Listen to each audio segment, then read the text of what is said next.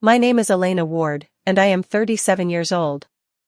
I had just survived a crash that should have killed me, a crash that happened hours after I inherited $11 million from the grandmother my family pretended didn't exist.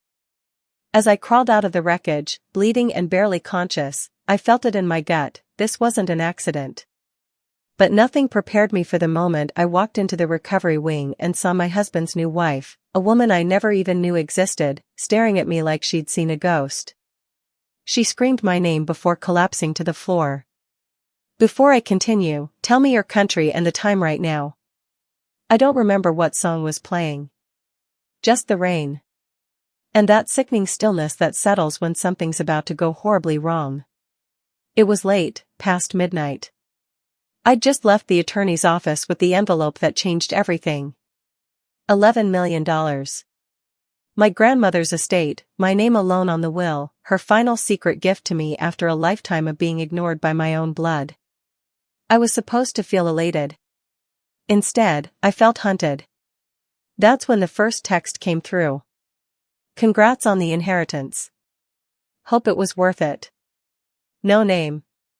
No number. Just dread. I checked my mirrors. A car had been following me for a few miles, headlights off, hugging the curves like a shadow. I pressed the gas. The engine whined. My heart did too. The crash wasn't an accident. I know that now. I saw the flash of lights as the car behind me surged forward. I tried to turn, to get away. But I was too late. The impact slammed into my rear bumper, spinning me out of control. My tires lost grip on the slick road, and I remember screaming as the guardrail shattered through the side of my car like a blade through paper. I woke up upside down. Blood in my mouth. The seatbelt choking me. My body screamed with pain, but something stronger pulled me forward, rage. I clawed my way out through shattered glass, my hands sliced open, knees torn. I dragged myself into the mud, gasping, soaked, but alive. I lay there until I heard the distant wail of sirens. But before they reached me, I saw something that still haunts me, the other car, parked far down the road, lights off. Watching. Then slowly reversing, disappearing. At the hospital, the paramedics looked puzzled. Do you remember what happened? I told them it was a crash. A storm. Hydroplaning. But I lied. Because deep inside, I knew. This wasn't the weather. This wasn't fate. This was someone making a move, and it wasn't random. It was planned. Targeted. Personal. I closed my eyes, trying to stay calm. But then I heard it. A voice, soft but unmistakable, whispering from the hallway. Elena. A voice I hadn't heard in months. My husband's voice. The next morning, the hospital was sterile, too quiet. The nurse had just left after checking my vitals, and I was struggling to sit upright when I heard voices coming down the hallway, low, urgent, familiar. I froze. Then I saw him. Marcus. My husband of 10 years, in a tailored coat, his dark hair damp from the rain, holding hands with a woman I'd never seen before. She was maybe 10 years younger than me, hair perfectly curled, flawless makeup even at 7 a.m. But it wasn't her beauty that froze me. It was her ring. My ring. The gold band. The custom-cut emerald. The same damn ring Marcus had placed on my finger the day he promised me forever. I swung my legs over the bed, ignoring the pain in my ribs, the pull of the 4. My gown flapped against cold skin as I stood up, swaying, barely balanced. Marcus saw me. And his face turned ghost white. The woman turned next. Her eyes landed on me. And then, she screamed. Not a scream of surprise. Not even fear. She screamed like she'd seen a ghost climb out of a grave. Marcus ran to me, stammering. Elena, wait, I thought. He didn't finish. He couldn't. What is going on? I hissed, grabbing the rail for balance. Who is she? And why the hell is she wearing my ring? The woman backed away, hand shaking, pointing at me like I was a hallucination. "She's not supposed to be here," she whispered. "You said she was gone. You said she was dead." "Dead?" I turned to Marcus, and he didn't deny it. Didn't correct her. Didn't speak at all. He just stared at me, mouth slightly open, like he was calculating how fast this was falling apart. A nurse rushed in at the commotion and immediately tried to calm everyone down. I didn't care.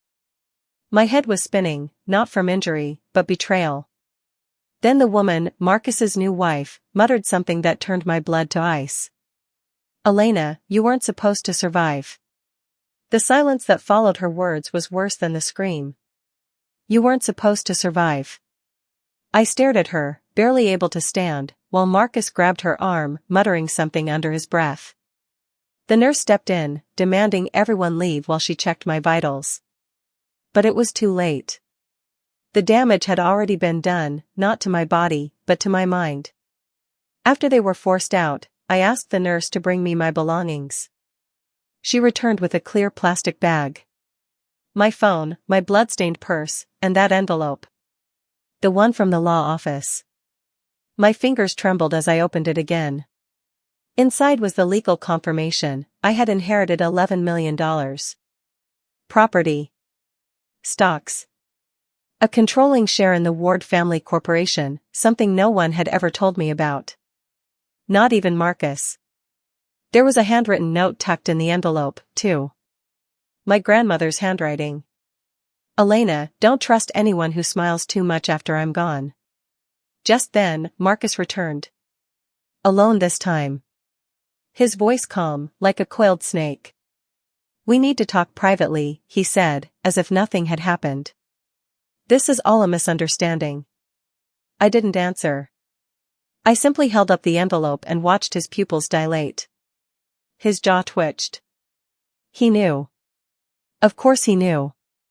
"Where did you get that?" he asked, his voice darker. "My grandmother's lawyer." His lips parted, but before he could spin a lie, the nurse walked in again. "Sir, visiting hours are over." Marcus turned to her, rage simmering. "I need to speak to my wife." The nurse raised an eyebrow. "Your wife?" "According to her file, she's unmarried." "You're not listed as next of kin." In fact, she checked the clipboard. Someone tried to access her chart earlier using a false ID. Marcus turned scarlet. I met his eyes and said, "You pronounced me dead, didn't you?" He said nothing. That night, I stayed awake. The envelope clutched to my chest. The nurse had locked my door.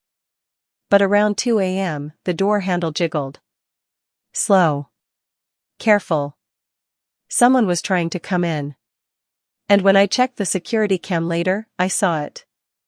A figure in hospital scrubs, swiping in with a stolen badge.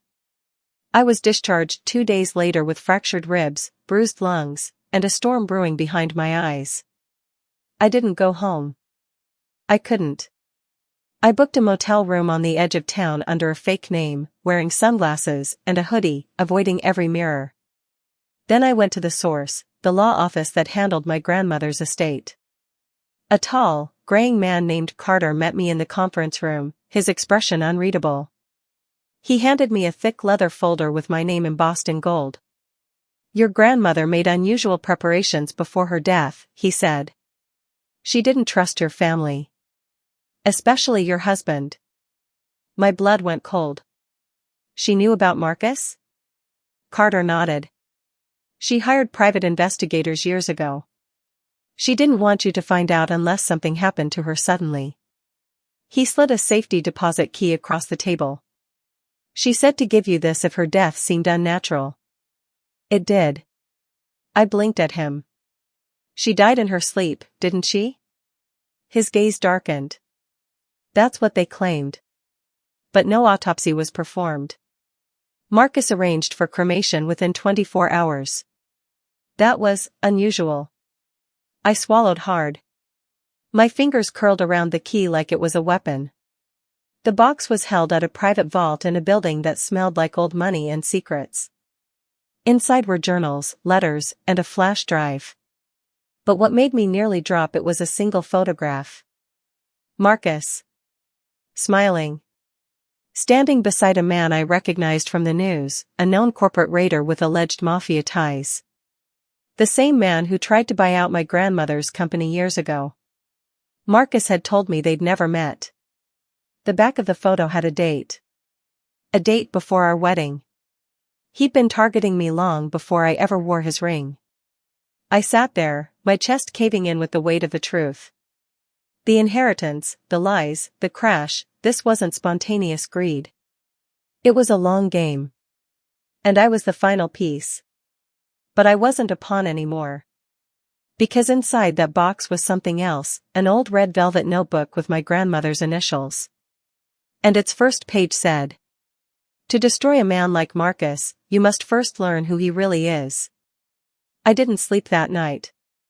I sat in the motel room, the flash drive plugged into my laptop, my ribs aching, my soul unraveling. On it were spreadsheets, legal documents, offshore transfers. All marked by Marcus's signature, though many had been forged under my name. Fake companies. Falsified accounts. Stolen funds. He wasn't just my husband. He was a white-collar predator. And I was his front. Buried in the documents was a marriage certificate, Marcus and Ava Lancaster, dated 3 months before my crash. Legally binding. No mention of me. Except, we were still married. I checked the court records. Marcus had filed a missing person report the day I left town to visit my grandmother's attorney. 2 days later, he filed for a death certificate. No body. No coroner. No legal process. Just forged signatures, including one that looked like my mother's. She'd died 5 years ago. I felt sick. That crash hadn't been meant to scare me. It had been meant to finish the lie. To erase me completely. And Ava, his perfect little widow replacement, wasn't some clueless victim. She knew. She had to. The realization shattered something in me. I wasn't dealing with heartbreak anymore. I was dealing with a conspiracy. I made copies of everything and uploaded them to an encrypted server. Just in case. Then I dug deeper, into Marcus's financial empire. Shell corporations linked back to my grandmother's businesses. Old employees fired in waves once he gained access. Company assets liquidated into fake LLCs and banked overseas. I finally understood. My inheritance wasn't just a windfall. It was evidence. A thread that unraveled everything Marcus had built with his lies and bloodstained charm. And someone, maybe more than one, was willing to kill for it. I was about to shut my laptop when my phone buzzed. Unknown number. Just one line, "Stop digging, or next time, you won't crawl away." I stared at the screen until the light dimmed, my heart a drumbeat of dread. Because I finally knew what I was up against. Not just betrayal. Not just fraud. A machine. A network. And a man who would burn down everything, including me, before losing control. And the next document I opened? It had my name on it. But it wasn't a will. It was a death certificate. The obituary was 2 sentences long. No photo. No legacy. Just a whisper in the back of a local newspaper. Margaret Ward, 84, passed peacefully in her sleep. No services by request. That was a lie. My grandmother would have demanded a ceremony, a choir, a damn orchestra. She loved tradition. She wore pearls to breakfast. There was no way she'd choose to disappear quietly into ash. I returned to her estate in Oak Ridge, alone, wearing black, though I wasn't mourning her death. I was mourning the truth. The house was locked. Windows shuttered. Her prized garden, once immaculate, now overgrown. Inside, a single caretaker remained. He hesitated when he saw me. "I thought you were dead," he said. "Yeah," I replied. "You and everyone else." I asked him about the funeral, the last days. He shook his head. There wasn't one. Mr. Ward, he meant Marcus, said she didn't want it. Cremation was ordered immediately. No family visited. But she had me, I said, my throat burning. He looked at me with pity. He said you died a week before she did. My knees buckled. That was the moment I knew for sure. This wasn't just manipulation. It was a war, and Marcus had been playing both sides of the grave. I got my hands on her medical file through a former nurse who remembered me from childhood. She met me in the parking lot behind an old diner and handed me a manila envelope. She was healthy, the nurse whispered. Still walked every morning.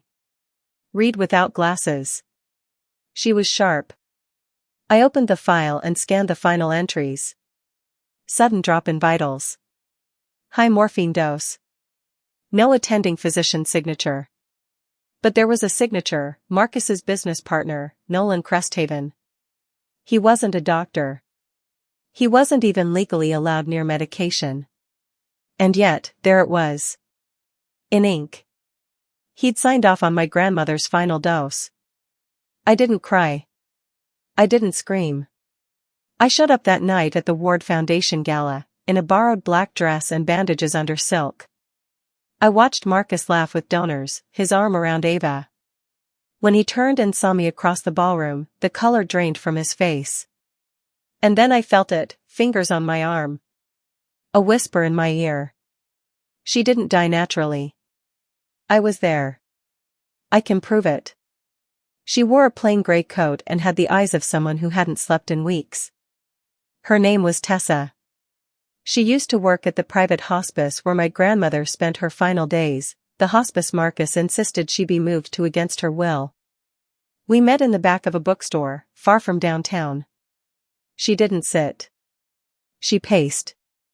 I shouldn't be here, she said, voice trembling. But what they did, it wasn't right. She handed me a flash drive and a folded chart. I opened it and saw the original logs. Medication doses, food intake, mental state. Everything looked normal, until the last page. A morphine spike. Nearly triple the usual dose. No doctor authorized that, she whispered. And when I questioned it, my login was deactivated the next morning. They said I made a mistake. I didn't. Her hand shook as she pulled up her phone and showed me a photo, Marcus in a suit, standing with Nolan, inside the hospice's private wing. They weren't supposed to be there. They weren't family. Tessa's voice cracked. But they locked the nurses out. No one saw your grandmother after 9 p.m. She was gone by morning.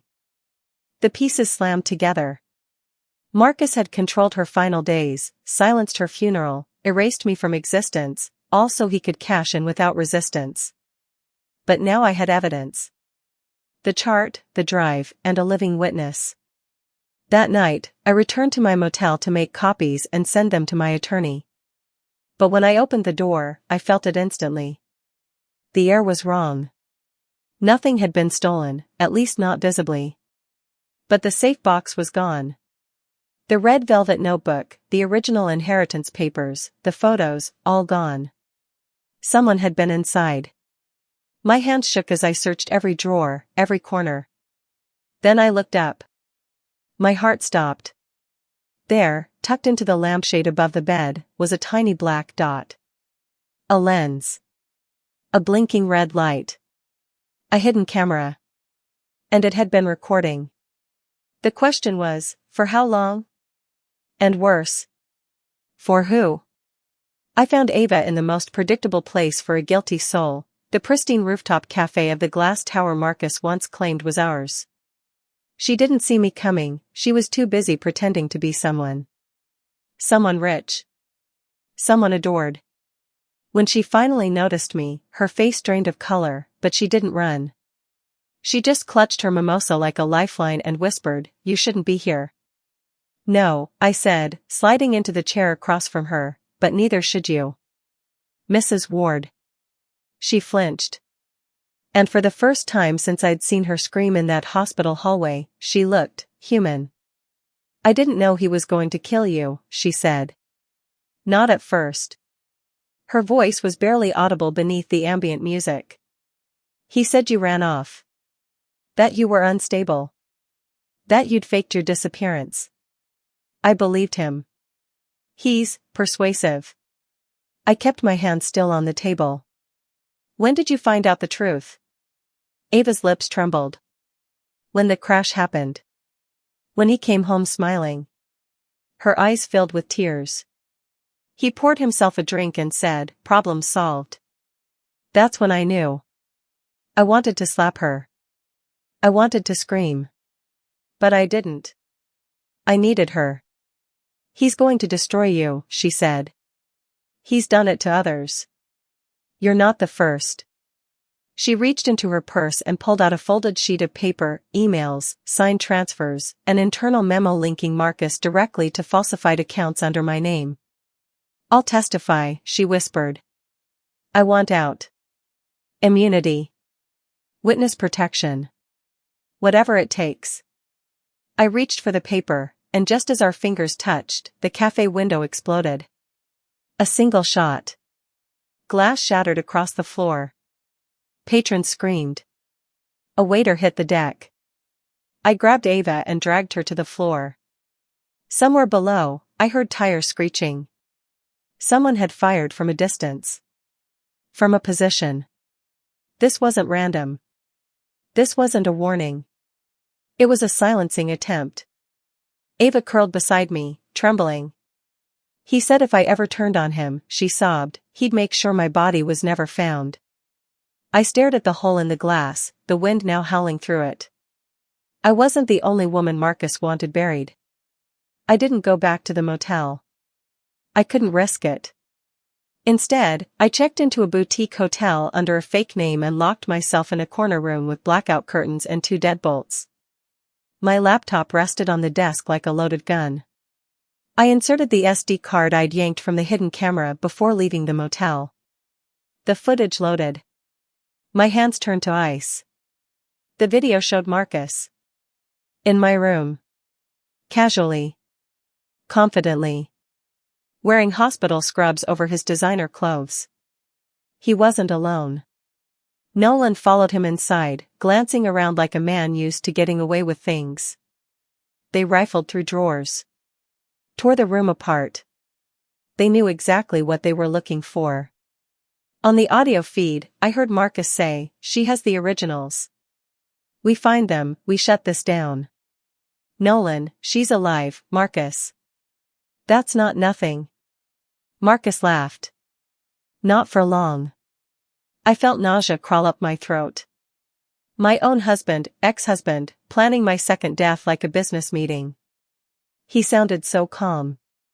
So certain. But then came the most chilling part. Marcus, if she thinks that inheritance will save her, she's dumber than I thought. That money? That's my exit plan. They didn't just want to silence me. They wanted to steal my identity, my fortune, my history. And they'd nearly done it. I backed up the footage. Uploaded it to 3 encrypted servers.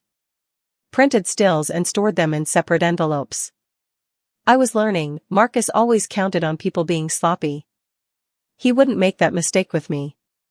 Just as I closed the laptop, something shifted behind me. A sound. Barely audible. Breath. I turned slowly. The closet door was ajar. I hadn't left it that way. I moved, step by step, blood roaring in my ears. With one swift motion, I yanked it open. Nothing. Just darkness. Clothes. Silence. Then my phone buzzed. Unknown number. One line, "Nice hotel. Shame it only locks from the inside." I dropped the phone, heart pounding. He knew where I was. He'd been here. Maybe still was. But this time I had something he didn't. Proof. And now, I had a choice. Go public. Or go to war. War doesn't begin with fire. It begins with paper. The morning after the hotel threat, I walked into the office of Cassandra Reed, my grandmother's former legal pit bull. Her reputation preceded her. Some said she'd made billionaires cry in open court. Others whispered she'd buried more than just cases. I didn't care. I needed someone with teeth. She had fangs. I've seen fraud. I've seen theft, she said after reviewing the files. But this? Her eyes narrowed on Marcus's forged documents. This is predatory. This is homicide with a spreadsheet. We didn't wait. Within 24 hours, Cassandra filed motions to reopen the probate case and freeze all assets tied to my grandmother's estate. Marcus was about to learn what it felt like to lose something mid-sentence. Subpoenas followed. To banks, to business partners, to hospitals. We filed for a criminal inquiry into my grandmother's death, leveraging Ava's near confession, Tessa's chart, and the hospice's internal records. Ava, terrified and shaking, signed a witness affidavit from an undisclosed location. It wasn't perfect, but it was enough to start the avalanche. The Ward Foundation was suddenly under investigation for financial misconduct. My face, bruised and healing, appeared on court filings, news alerts, and legal documents. I was no longer a ghost. I was a firestorm. And Marcus? He panicked. He sent lawyers. Then private messages. Then threats. One message read, "Let's end this privately. You don't want to drag your name through the mud, Elena." I didn't respond. But the next hit didn't come from him. It came from the court. Cassandra barged into my hotel room one morning, a paper clenched in her fist. "He filed a restraining order," she spat, "claiming you're mentally unstable and a danger to yourself and others." I blinked. "What?" "He's painting you as an obsessed ex-wife. Said you fabricated your accident, that you broke into his house, stalked his new wife, and threatened them both." It was brilliant. Vile. Predictable. We had to appear in court in 3 days for the hearing. If the order was granted, I'd lose access to his records, his accounts, my accounts. The entire case could unravel before it even began. I looked out the window as clouds rolled in over the city skyline. The war had begun. But Marcus had made one mistake. He thought I'd crawl away again. He hadn't seen what I looked like when I stood up. The courtroom was small, cold, and smelled like ink and anxiety. Marcus arrived with a legal team that looked like they stepped off a corporate yacht, expensive suits, polished smiles, folders filled with lies. He wore a dark navy suit and that same old watch I gave him on our 5th anniversary. The irony made me sick. I wore black. Not for mourning, but for war. The hearing began with Marcus's lawyer reading a statement that could have won an award for fiction. I was a deeply disturbed woman, obsessed with a failed marriage, lashing out after financial disappointment. He claimed I had faked the crash. Said I was unstable. That I'd threatened Ava. That I'd been spiraling ever since my grandmother's death. I nearly laughed, until I looked around and realized that some people were nodding. Believing. That's when Cassandra stood up. She didn't raise her voice. She didn't pound the table. She just unloaded hell in 4 minutes flat. "Your Honor," she said, "my client was declared dead by this man without any legal confirmation. She survived a crash caused by tampered brake lines. We have photographic evidence of Mr. Ward inside her residence, illegally accessing her belongings. We have banking records, forged signatures, and most importantly..." She paused, lifted a USB drive, and turned to the bailiff. "We have video." The judge nodded. The courtroom screen flickered on. And then the room went silent. Everyone watched Marcus in my motel room. In scrubs. With Nolan. Saying I wouldn't live long. Saying the money was his. The moment the word inheritance left his mouth, the courtroom shifted. People gasped. One of the reporters dropped a pen. Marcus didn't look at the screen. He looked at me. With hatred. With fear. I met his eyes and smiled for the first time in weeks.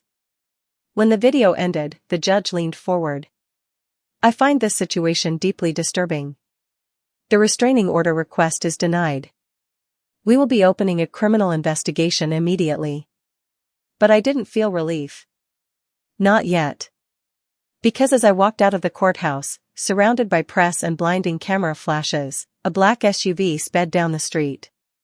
It swerved. Cassandra shoved me back just in time. The SUV missed me by inches, and kept driving. And as it vanished around the corner, I realized Marcus wasn't playing defense. He was preparing for his next move. The SUV incident was the wake-up call I didn't know I still needed. Marcus wasn't rattled. He was cornered, and cornered animals don't surrender. They attack. I didn't sleep that night. Neither did Cassandra. At sunrise, we met with Thomas Greer, my grandmother's longtime financial advisor. He was reserved, graying, and serious, the kind of man who spoke in exact numbers and unfinished thoughts. He slid a folder across the table. Inside was a transfer of control document. Signed. Notarized. Dated 10 days before her death. She gave you everything, he said. Not just the inheritance. The power. I flipped through the document, stunned.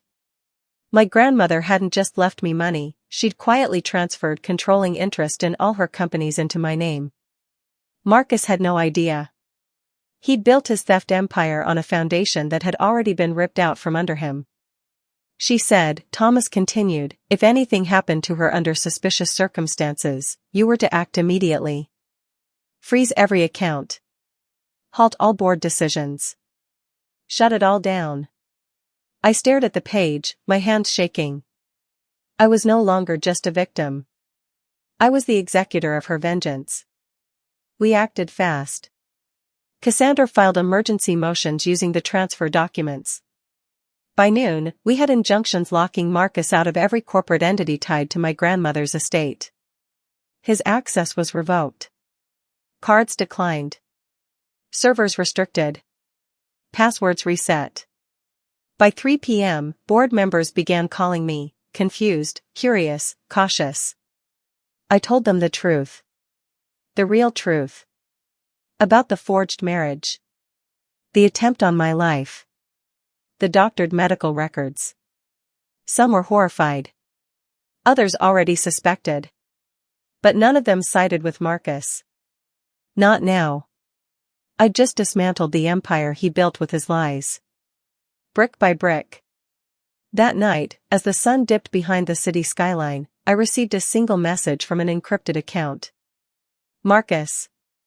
You think this is over? You think power protects you? If you take everything from me, I'll take everything from you. I stared at the screen, my reflection in the glass. For a moment, I felt the fear again. The ache. The grief. But it passed. Because Marcus had just made his last mistake. He threatened the woman who now held all the cards. And I was about to play my hand. She was supposed to testify. She promised she would. Ava's signed affidavit had already rattled Marcus's legal team, but her in-person testimony? That would have crushed them. Cassandra said her words alone could make the attempted murder charge stick. So we waited. And waited. But Ava never showed. At first, it was just silence. Missed calls. Unread messages. The usual signs of cold feet. Then came the worry. Then the dread. Her phone went offline. Her apartment sat untouched. Mail stacked at the door. I drove there myself, against Cassandra's wishes, and pounded until my fists ached. No answer. 2 days later, a report came through, a burnt-out vehicle had been discovered near the woods outside the city. No plates. No VIN. The fire was too severe for a proper ID. But the police found fragments of jewelry in the ash, one piece matched the diamond bracelet Ava always wore. They couldn't confirm it was her. But they didn't need to. Marcus had sent a message. He'd burned his liability. I wanted to scream, but I didn't. I couldn't. Because her death, if it was real, was on me. I'd told her she'd be safe. I believed it. I believed we were safe. But Marcus still had power. He still had shadows that moved for him. I should have gotten her out sooner, I told Cassandra, staring at the photo of Ava on my phone. Her fake smile. Her perfect angles. Her eyes that always looked just a little scared. Cassandra didn't answer. She was already thinking 10 steps ahead. Without Ava, our case was weaker. Not dead, but bleeding. We need someone else, she said. Someone who's seen Marcus from the inside. Someone who helped him build the lies. I started reaching out. Quietly. Strategically. Former employees. Fired assistants. Ghosted partners. Most didn't respond. A few hung up. But one man finally agreed to meet. His name was Eric. He used to run one of Marcus's shell companies before it was folded, gutted, and erased. He said he knew everything, from the bribes to the laundering. But he would only talk off record, in person. Alone. Tonight, he said. No phones. No lawyers. Meet me at the old paper mill off Route 7. Midnight. It was insane. But I said yes. Because if Marcus was really this close to losing everything, then someone else was next. And I needed to know if that someone was going to be me. The paper mill sat like a skeleton in the dark, long abandoned, rust peeling from the walls, windows shattered, its silence thick with warning. Midnight on the dot. I parked a block away and walked the rest with a flashlight gripped in one hand and pepper spray in the other. I wore black. No jewelry. Hair tucked under a beanie. I didn't trust Eric. But I needed him. He was already waiting near the old loading bay, a cigarette glowing in his fingers. He looked older than I remembered, thinner, angrier, haunted.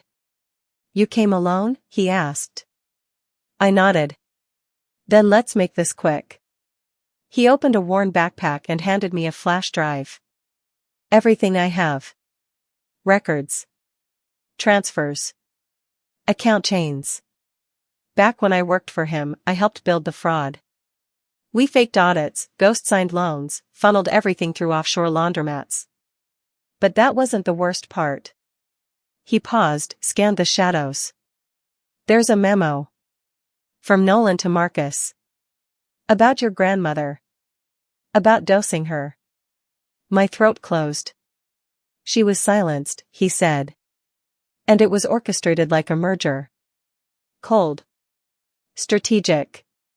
Marcus bragged about how easy it was to erase a legacy. A loud creak interrupted us. Metal bending. Wood shifting. Eric froze. Did you tell anyone where you were going? No, I whispered. Did you? He didn't answer. Another sound, closer this time. Heavy footsteps scraping across the concrete. Echoing. Eric's eyes widened. Run. I didn't argue. I bolted through the mill, flashlight swinging wildly, heart hammering in my chest. Behind me, Eric shouted something, but it was cut off. A muffled cry. A thud. Then silence. I turned a corner and ducked behind an old conveyor belt, clutching the flash drive like it was my only lifeline. My breath fogged in the cold. Then. Footsteps. Steady. Intentional. Coming closer. A figure emerged from the shadows. Tall. Expensive shoes. Familiar gait. Marcus. His face gleamed under the moonlight, twisted with something between rage and amusement. He didn't look surprised to see me. He looked satisfied. You never could let things go, he said softly. That's your flaw, Elena. I didn't move. I didn't blink. My fingers tightened around the pepper spray. He stepped forward once more. But you should have stayed dead. And then he lunged. I reacted on instinct. As Marcus lunged, I spun and sprayed. The pepper spray hit his face in a perfect stream. He screamed, a guttural, animal sound, and stumbled back, clawing at his eyes. I didn't wait to watch him fall. I ran. My boots pounded the concrete as I bolted through the mill's decaying corridors, heart slamming against my ribs, lungs burning.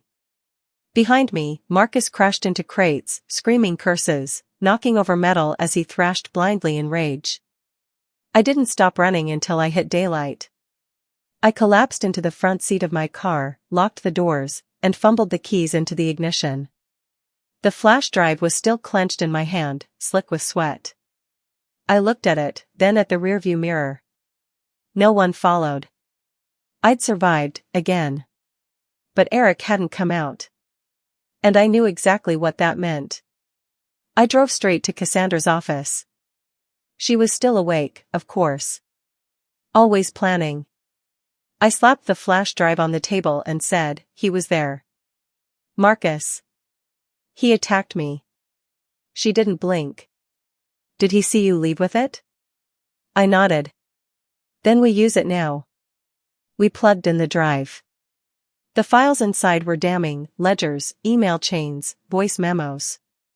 Fraud, laundering, bribery. And then we found it. A PDF scan of a handwritten note. Administer final dose during sleeping hours. Ensure cremation is immediate. No autopsy. MW must not transfer full control. NC. Nolan Cresthaven. It was a murder order, practically signed in ink. And Marcus had kept it. Hidden it. Probably for leverage over Nolan. Now it was in my hands. Within hours, Cassandra submitted everything to the district attorney. We requested an immediate arrest warrant. She said it might take time. But we didn't have time. The next morning, police raided Marcus's mansion. Reporters surrounded the gates. Helicopters buzzed overhead. The world was watching. But inside the mansion? He was gone. They found a single glass of scotch. Still cold. Still sweating. A note, scrawled in black ink. You should have stayed buried, Elena. Marcus had disappeared. No passport flagged. No credit cards used. He was in the wind, like smoke after fire. I stood at the edge of the estate, staring at the empty house he once filled with lies. And I made a vow. Not just to bring him to justice.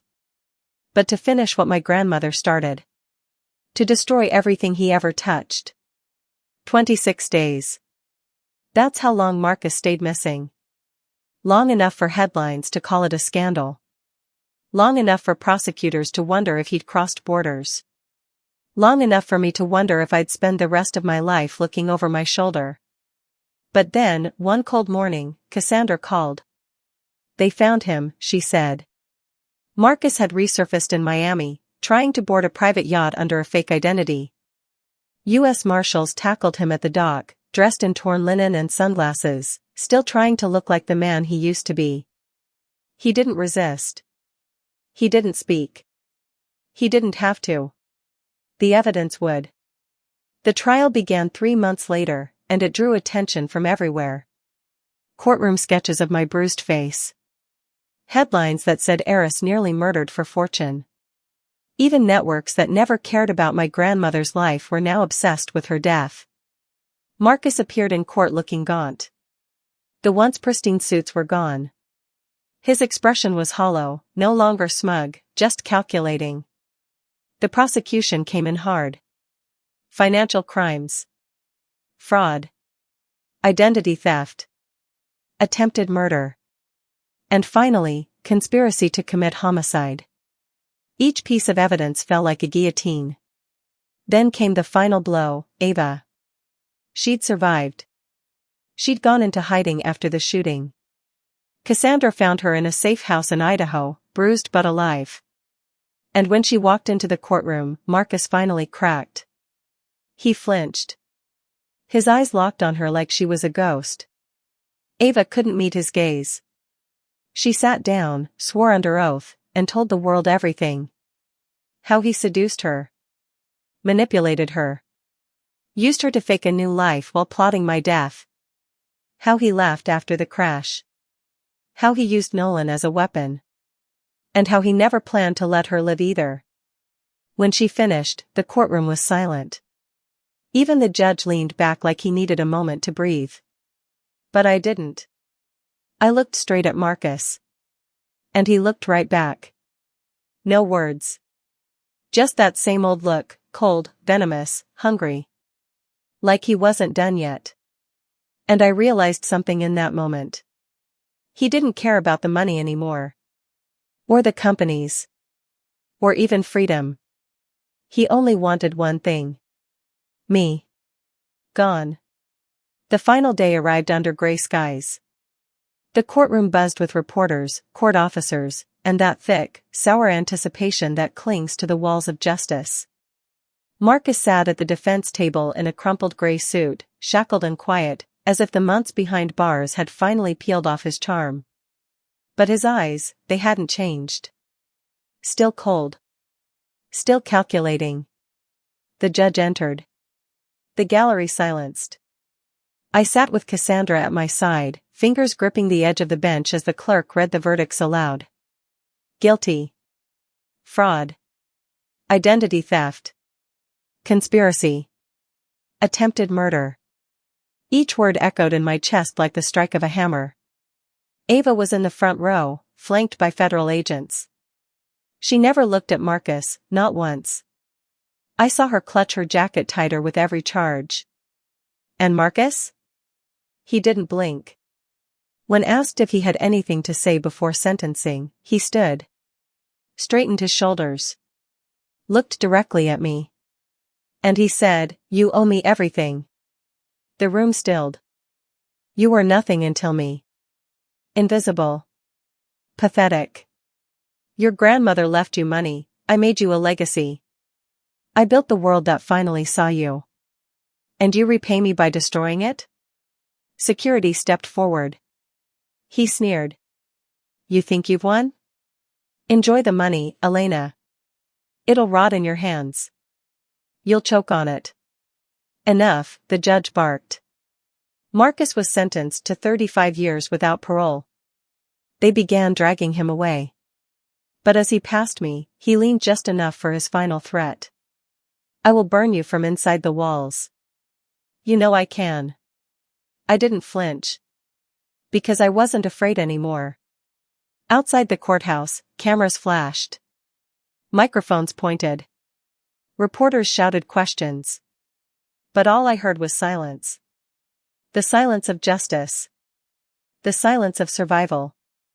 Just as I stepped into the waiting car, a woman tapped my arm. Short brown hair, lanyard around her neck.